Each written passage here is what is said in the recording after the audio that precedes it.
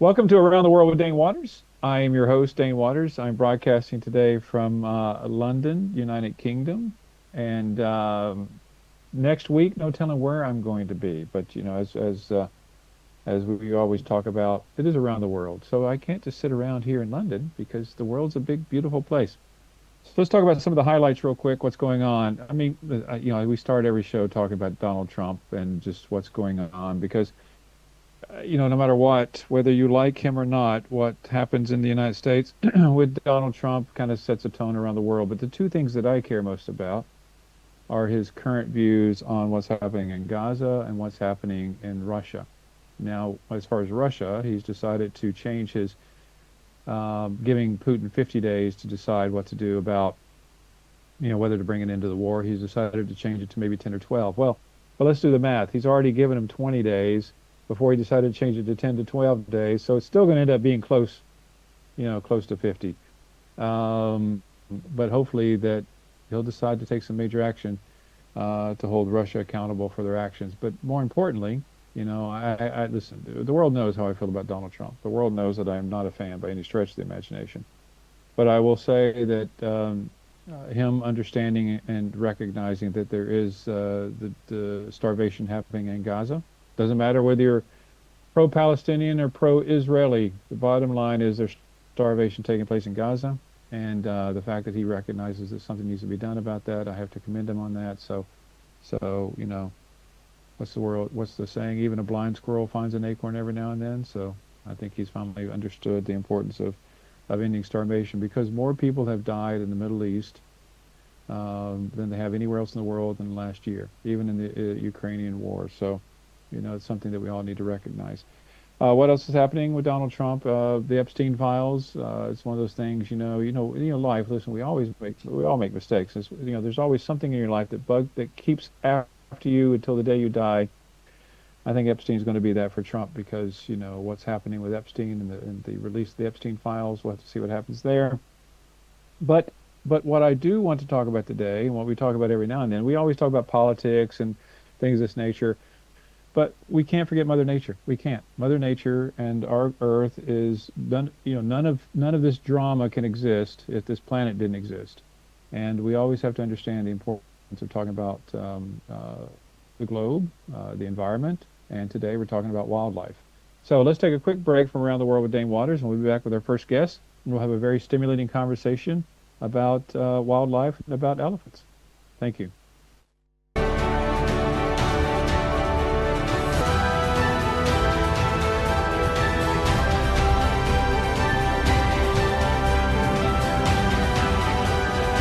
What we've always maintained isn't the Nevertron. I'll bring it down to the couple. Nigeria, Lagos has become one of the largest exporters of Brazilian ivory in the world. Live in a third world nation where your votes will get stolen if you can vote there at all. Hey, you out there. Yes, you. Scrolling, snapping, streaming, and always on the pulse of what's trending. Silverbird Television is on the hunt for a few special minds. 18 to 25 years old, tech savvy, AI smart, and social media sharp. Got your own phone, laptop, can work from home or on the go. Maybe want you gathering news, spotting trends, fact-checking fast, and sending real-time stories from wherever you are. Your content will go live on Silverbird Television. It is authentic, factual, and out of this world.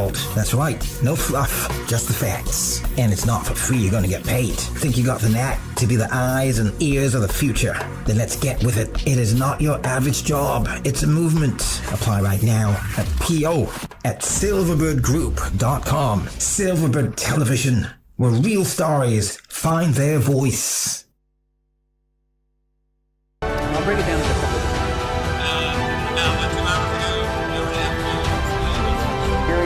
Lagos has become one of the largest exporters of Brazilian ivory in the world. Live in a third world nation where your votes will get stolen if you can vote there at all.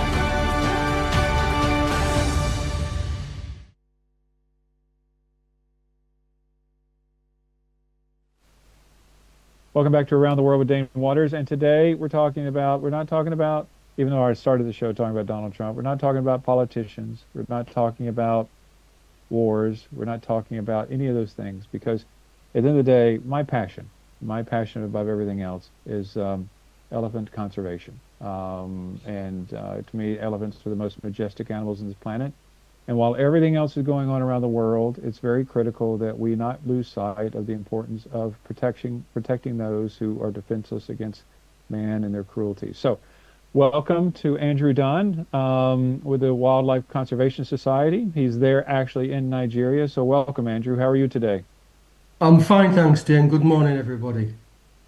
So let's talk about. I want to. We're going to break this conversation down into two segments. One, we're going to talk specifically about Nigeria, and then we're going to talk about the world. So, most people, when I was in Nigeria, don't understand, didn't even know that there are elephants in Nigeria. So, can you talk to us about what the elephant population is in Nigeria?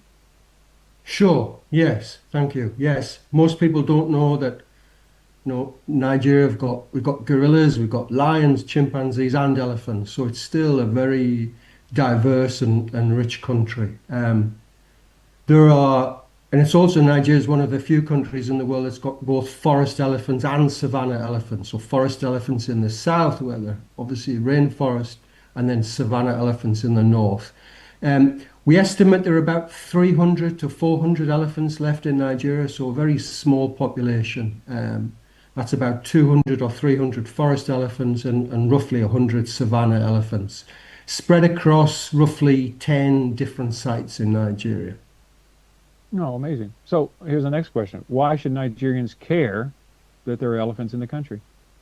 That's a good question. Yeah, million-dollar question. And it's sometimes difficult to answer. In a country like Nigeria, very high human population, increasing levels of hardship, people are struggling to eat. Why should they care about elephants and elephants if they're destroying farms? But I think, as you said in your introduction, we've got to look at the bigger picture sometimes. So we're in Nigeria right now. One of the topics of conversation is the flooding going on. There's big flooding across the country, and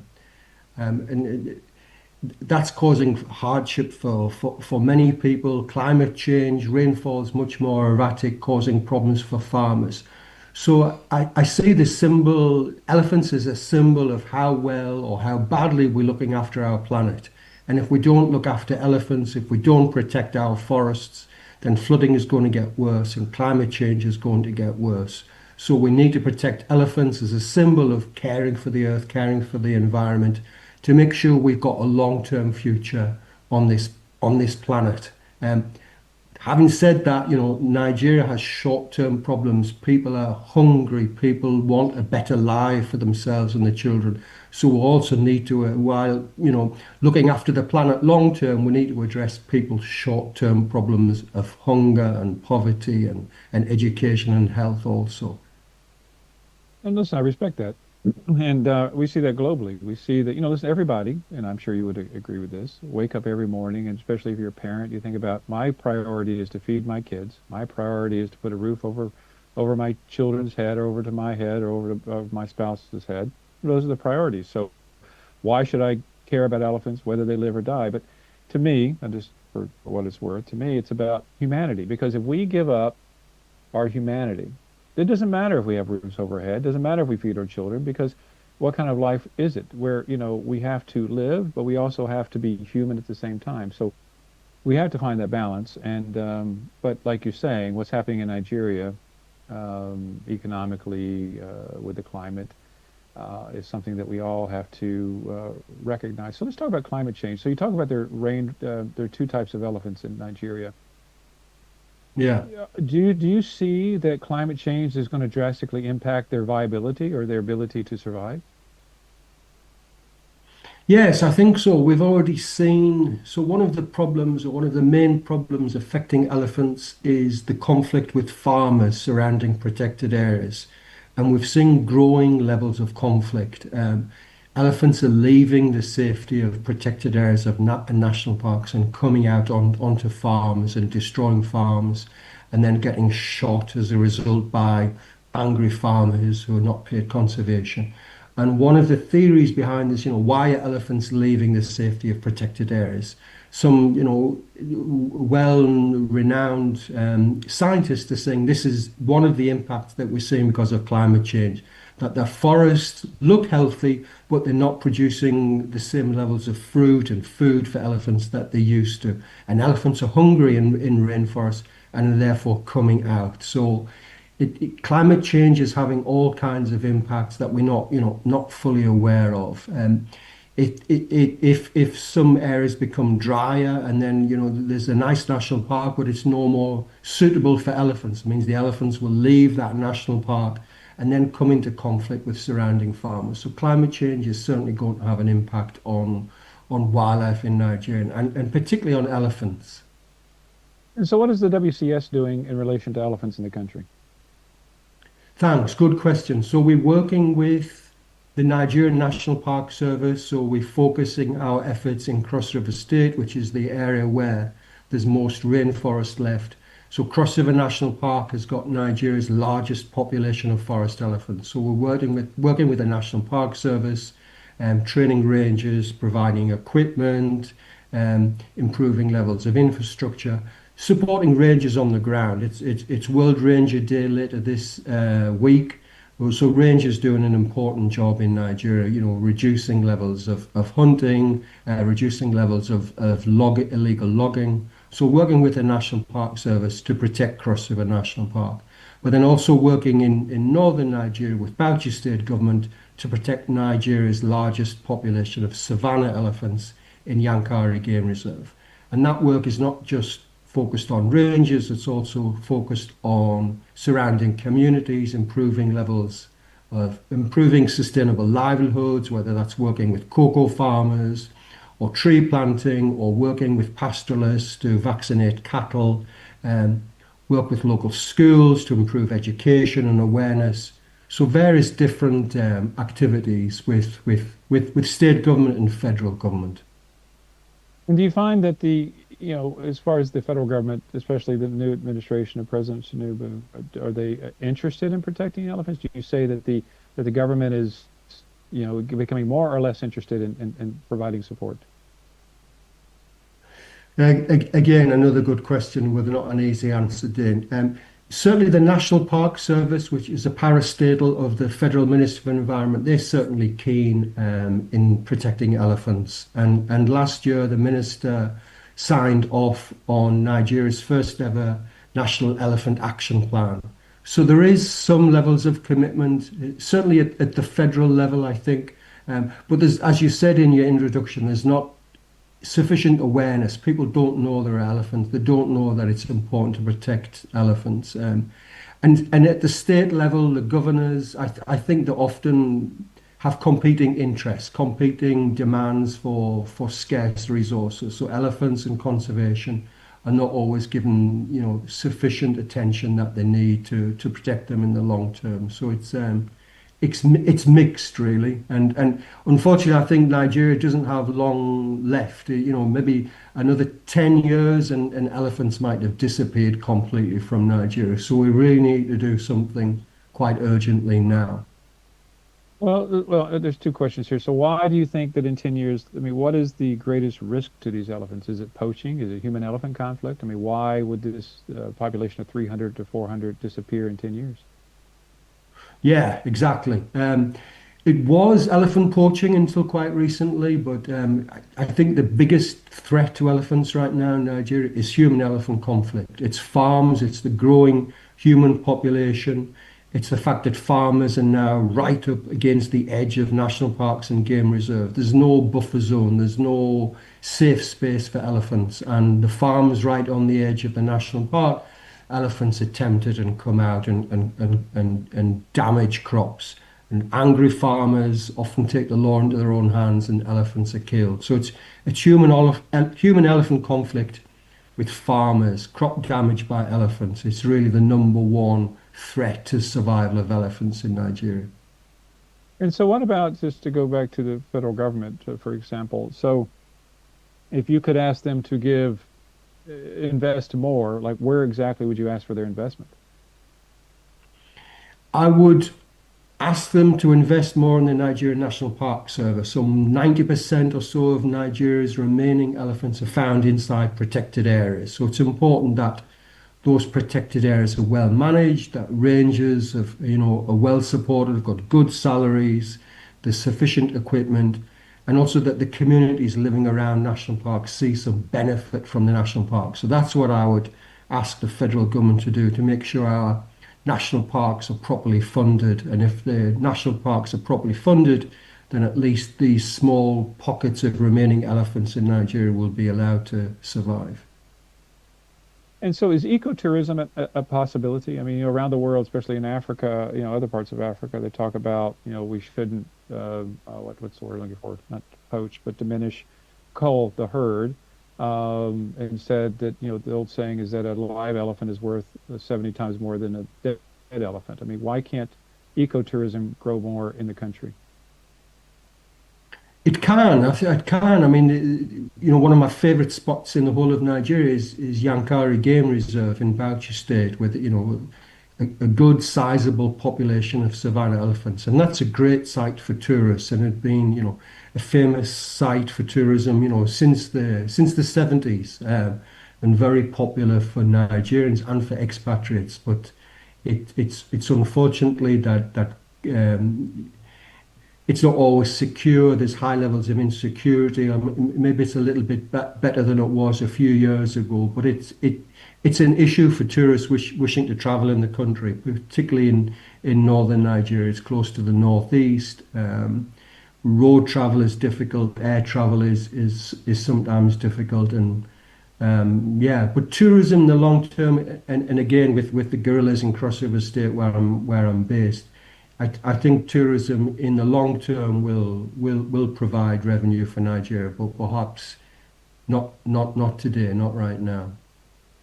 Well, but so is that something like if you had to talk to the government about investing, that they should, I mean, first of all, to be honest, to be blunt about it, when you talk to people around the world, say, where do you want to take a vacation? I think that people saying, nothing personal to my Nigerian audience, I don't think Nigeria is going to be on the short list of 50 countries that they would consider going to.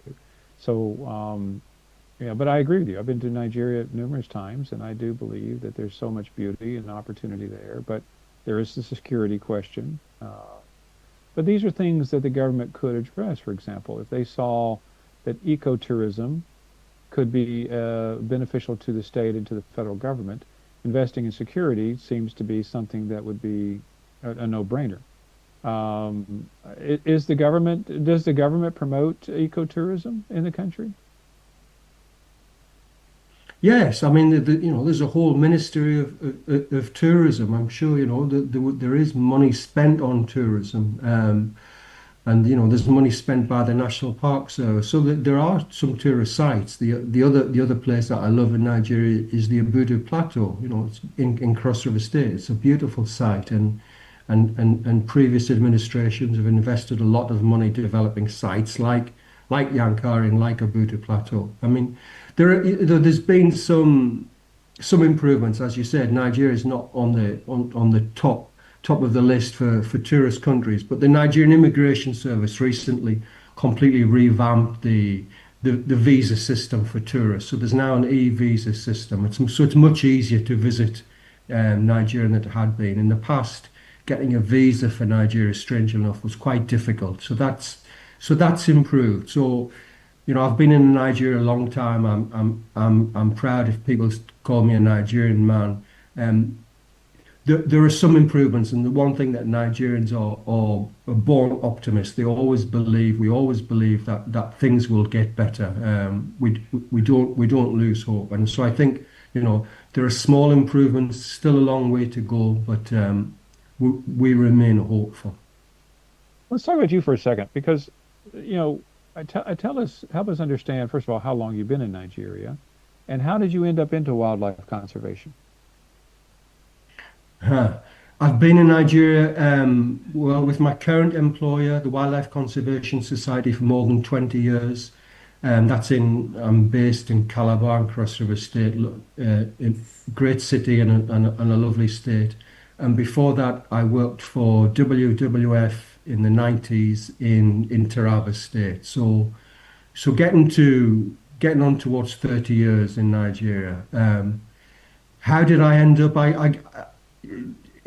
Many years ago when I was at university, I ended up studying biology at university. I wasn't quite clever enough to study medicine. I think my mother wanted me to be a doctor, but I never quite made it into university to study medicine. I ended up studying biology and then slowly over the course of 3 years realized actually I was interested in wildlife, and it was always my dream not to study, hedgehogs and rabbits in England, but to come to Africa and study lions and elephants, which seemed much more exciting. So I was fortunate to, yeah, to land in the right place at the right time. It's more difficult, I think, for graduates these days, but I was fortunate, and yes, I'm blessed.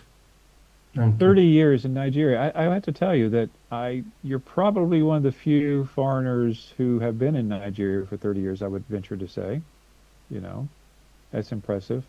But you've also seen a lot of change politically in Nigeria. I mean, we talk politics a lot, but and this is why I asked the question about, do you think, I mean, and listen, there's questions I'll ask that you don't have to answer, of course. Sure. But do you think that what you've seen over 30 years, you think Nigeria is moving in a better direction? Yes, I do. I do. I first came to Nigeria in '92, so that was the military time, and I remember, those were difficult times, and so democracy has taken hold in Nigeria. At least there is free speech, and people can protest, not always successfully, but Nigeria has certainly improved since those days.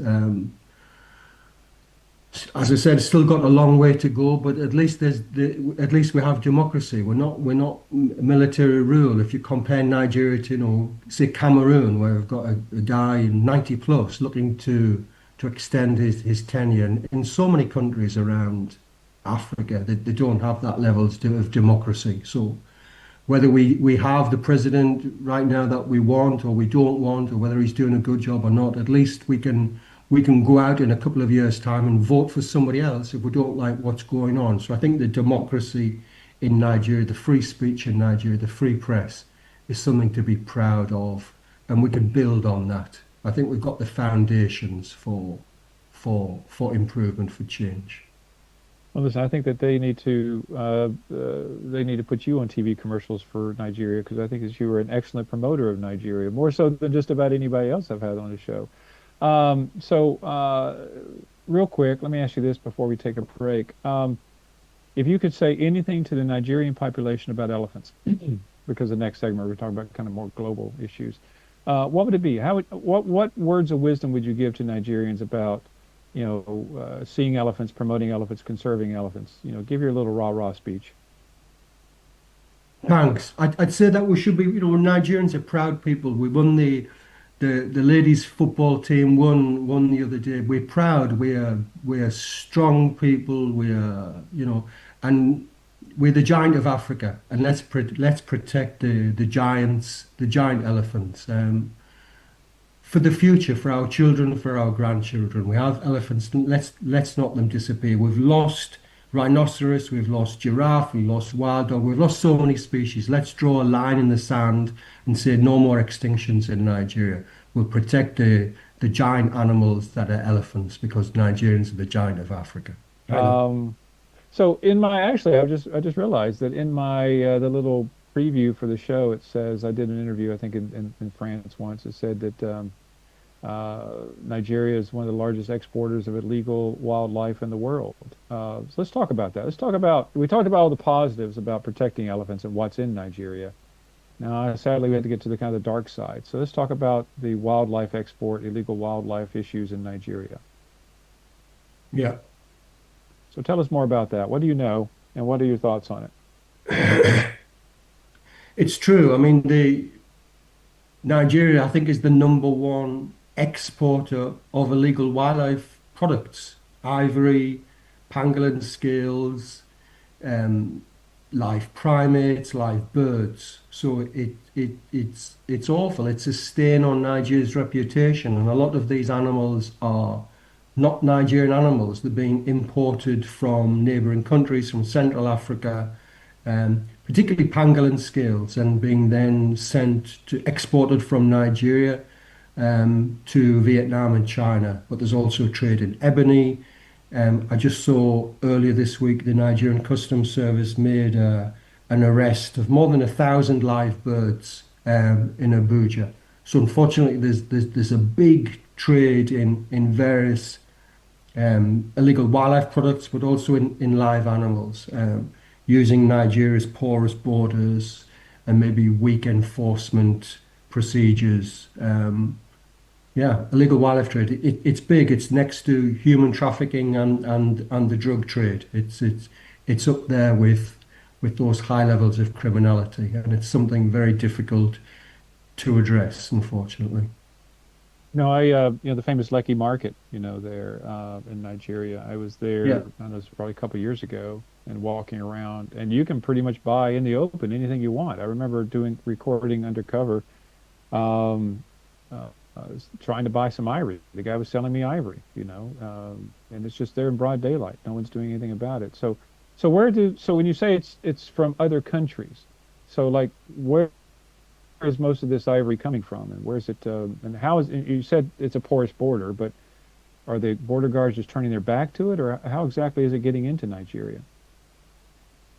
Yeah, good question. So a lot of the ivory and pangolins are the two kind of species that most important and most dear to the Wildlife Conservation Society, because it's coming from elephants and pangolins, which are increasingly endangered. It's coming from Cameroon, Congo, Gabon, so all Nigeria's neighbours to the east, from Central Africa.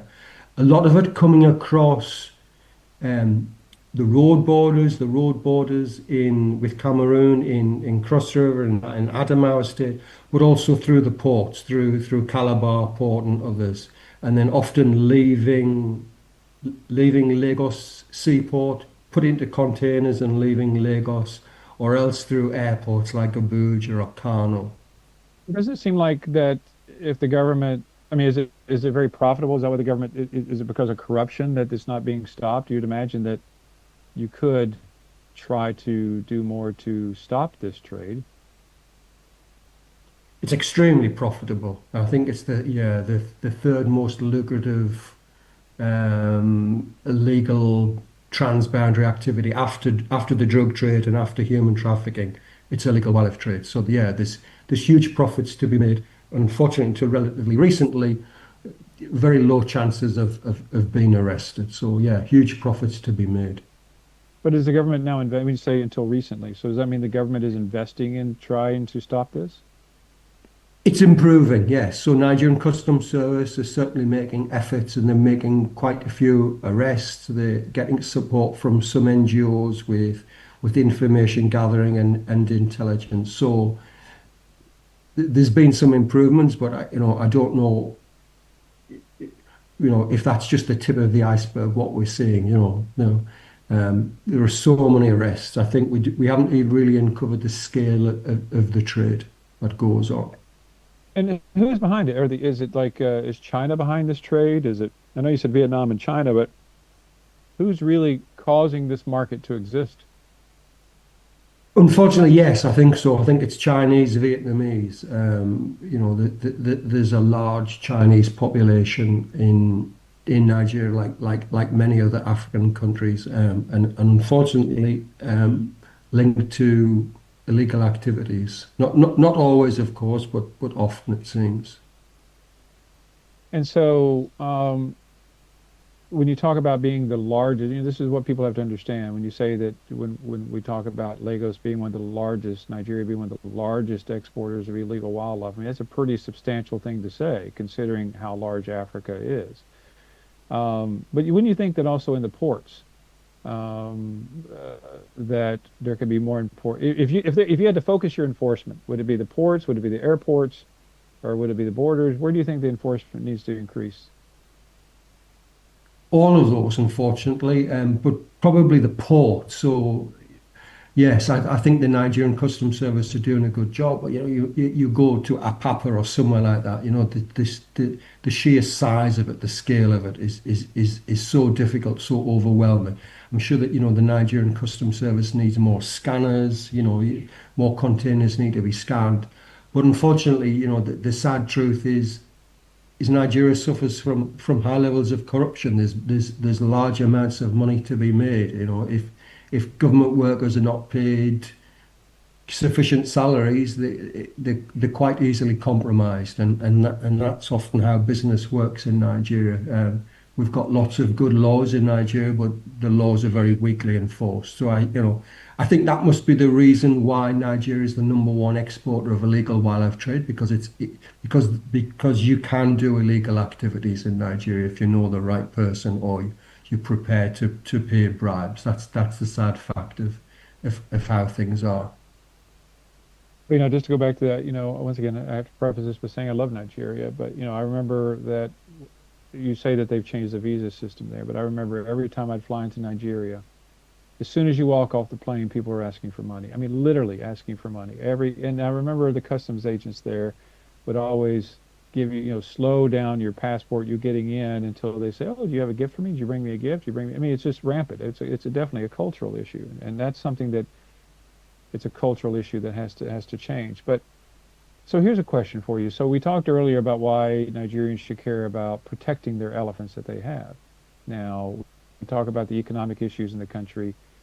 Why should Nigerians care about trying to stop the illegal wildlife trade and trying to stop other wildlife from other countries coming through their borders and being shipped out? Why should they stop that?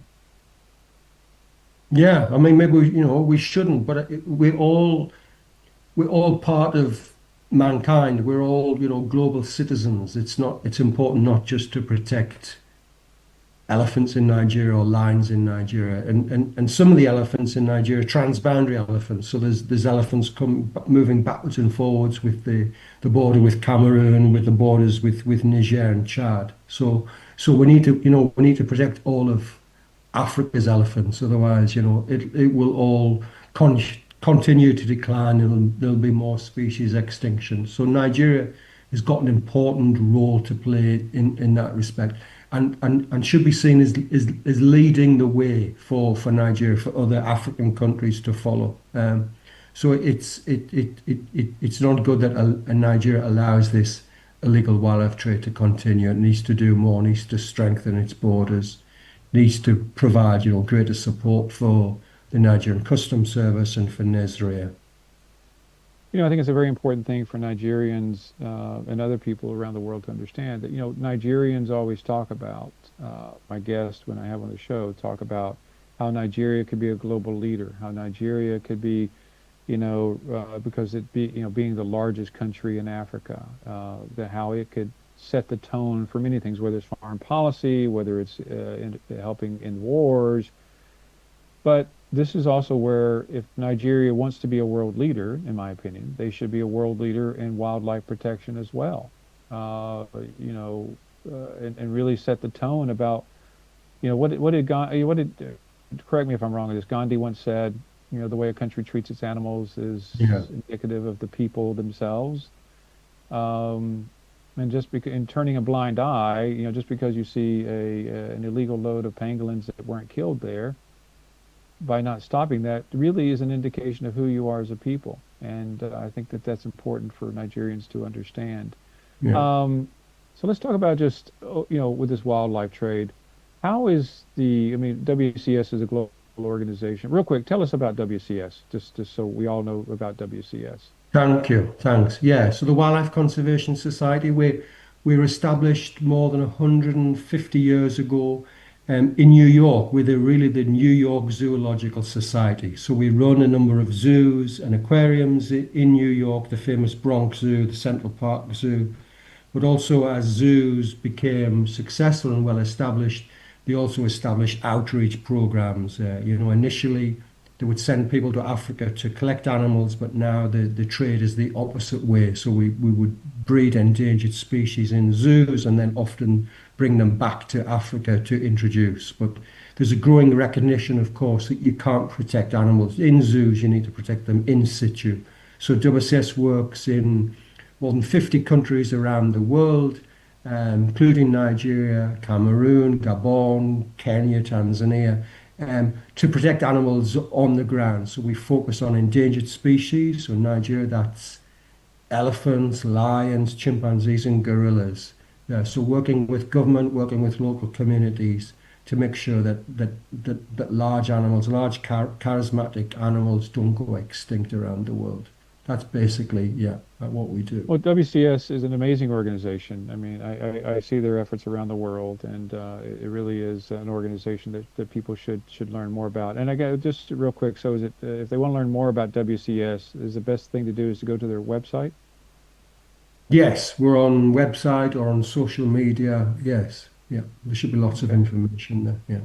Well, I encourage all the audience to learn more about WCS and not just what's happening there in Nigeria, but around the world. So let's talk about the elephant population globally. I mean, there was when I first got involved in elephant conservation, I mean, everyone was focused on Africa, Africa, Africa. I mean, what my experience primarily has been about what's happening in Asia. Even wrote a book, a little self-promotion here, Bella Began, is a kid's book, for 1 to 5 year olds or 1 to 8 year olds. But so tell us about globally how elephant conservation and conservation efforts overall are going.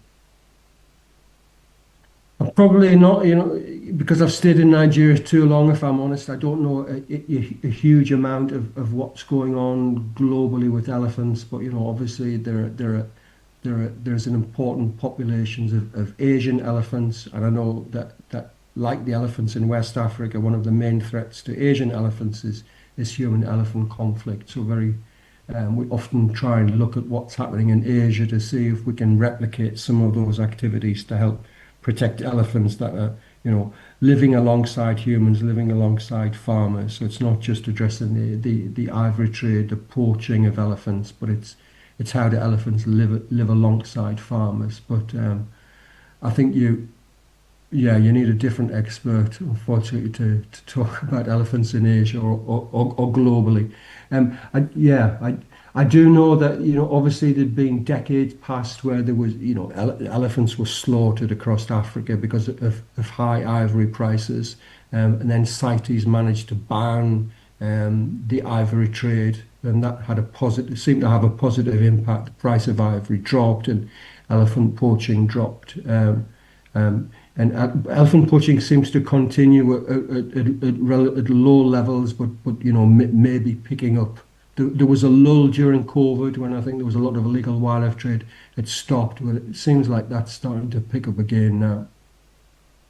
Well, just to go along those lines about, everyone talks about poaching and talks about, ivory trade, and that's what, I grew up thinking about. But this human elephant conflict is something that is the second number one killer of elephants around the world. People need to understand that. And in Asia, I have a nonprofit called the Elephant Project, and we do stuff primarily. We were doing a lot of stuff in Myanmar before the coup, and then all of our stuff got confiscated. We got kicked out of the country and all that kind of good stuff, the way politics works. But we did produce a documentary that I need to send you, by the way, that we haven't made public yet. It's called Both Sides Matter. Because, listen, I try to live in the reality of the world where, as you were talking about earlier, you have farmers and their livelihood is farming. And when these giant amazing beasts come in and try to eat their crops and destroy their crops, I mean, it's a life or death situation, both for the people and for the elephants.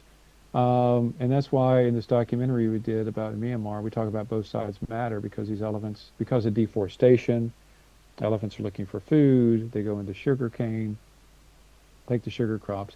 And so one thing we've been working on there, building electric fences to try to separate the two. But once, as you know, elephants weigh massive tons and they're going to go wherever they want to go. Yeah. So more has to be done on the human-elephant conflict side. So let's talk real quick about the future of wildlife conservation. I know you're not an expert globally, but given everything else going on around the world, wars. I mean, to me personally, I believe that the world is more in trouble and peril than it ever has been in my generation. What's going on? And when I talk to my friends, I try to say, don't forget the elephants, don't forget conservation. So I want to hammer home this point in the last couple of minutes we have. Why globally? Forget Nigeria for a second, but as a human being, why, given everything else going on, must we focus on wildlife conservation? Help sell it to the world, Andrew. As you said, yeah, no, the globe is in crisis, and it is we're, maybe in a much worse position than we have been for decades. It's concerning, and climate change is a reality. But we can't protect the planet. We can't improve climate unless we protect our forests, unless we protect our wildlife. So that's important, not just in Nigeria but around the world. We need to, despite what President Trump's, talking against sustainable energy in Scotland, he's criticising the windmills, the wind turbines in Scotland. We need more of those, not less. We need to, on so many fronts, we need to be doing a better job on protecting our planet. Otherwise, the future for mankind and for our children doesn't look good. So yeah, we need to be doing more. Not just for elephants, not just in Nigeria. No, and I appreciate that. And the founder of Silverbird, Ben Murray Bruce, is a huge conservation advocate. He does a lot of common sense, which is a program he does about conservation and about global warming. And we all need to listen because at the end of the day, if we, to me, real quick, there's the moral issue about protecting elephants, and then there's the reality that these are keystone species that, there is an impact to us if these animals disappear. So even out of selfish reasons, we need to figure out and protect these elephants. And so we're just a world in crisis. Well, Andrew, sadly, we're out of time. I really appreciate your time there. I appreciate your dedication. I appreciate all the stuff that WCS is doing around the world. Amazing organization. And I applaud your efforts as well. And thank you for everything that you're doing. And thanks for joining us on Around the World with Dane Waters. So thanks for being with us today, everyone. And we look forward to seeing you next week. Who knows where I'll be and what we'll be talking about. But once again, remember elephants, remember conservation, and remember to protect the planet, because without the planet, none of us can exist anyway. So have a great day.